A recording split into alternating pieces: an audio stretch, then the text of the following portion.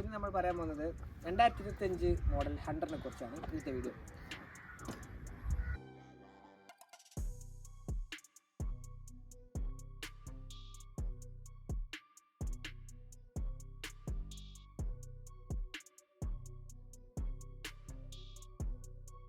Guys, ഇതിനകത്ത് നമുക്ക് dual ABS വരുന്നുണ്ട്.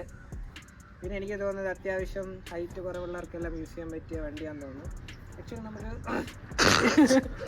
കാലെല്ലാം വെച്ച് ഇപ്പോൾ അത്യാവശ്യം ഹൈറ്റ് കുറഞ്ഞ ആളെങ്കിൽ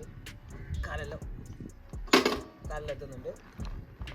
പിന്നെ ഇതിനെക്കുറിച്ച് പറയുകയാണെങ്കിൽ അത്യാവശ്യം എനിക്ക് തോന്നുന്നു സ്മൂത്ത് റൈഡ് ആയിരിക്കും. ഞാൻ ഓടിച്ചിട്ടില്ല പറയുന്നത്, നല്ല സ്മൂത്ത് റൈഡാണ്. ഗൈസ്, റോയൽ എൻഫീൽഡിൻ്റെ ആപ്ലിക്കേഷൻ നമ്മൾ യൂസ് ചെയ്തിട്ടുണ്ടെങ്കിൽ ടേൺ ബൈ ടേൺ നാവിഗേഷൻ കിട്ടും ഗൈസ്. പിന്നെ ഇതൊക്കെയാണ് ഇതിൻ്റെ മെയിനായിട്ടുള്ള നമുക്ക് ഡിസ്പ്ലേ കാണാൻ പറ്റുന്ന സംഭവങ്ങൾ. ഗൈസ്, നമുക്ക് ഇതിൻ്റെ എക്സോസ്റ്റിൻ്റെ ശബ്ദം കേൾക്കും ഗൈസ്.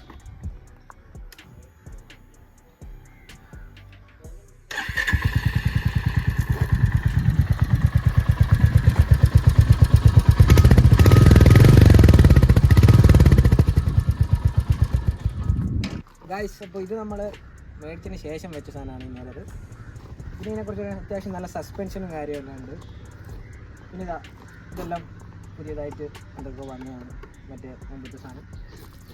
പിന്നെ പറയുകയാണെങ്കിൽ നെഗറ്റീവായിട്ട് പറയുകയാണെങ്കിൽ എൻ്റെ ഗ്രൗണ്ട് ക്ലിയറൻസ് അത്ര അതല്ല, നിങ്ങൾ മനസ്സിലാക്കും. അപ്പോൾ അത്രയൊക്കെ ഉള്ളൂ മെയിനായിട്ടുള്ള കാര്യം. പിന്നെ ഓൺ റോഡ് പ്രൈസ് ഏകദേശം വരുന്നത്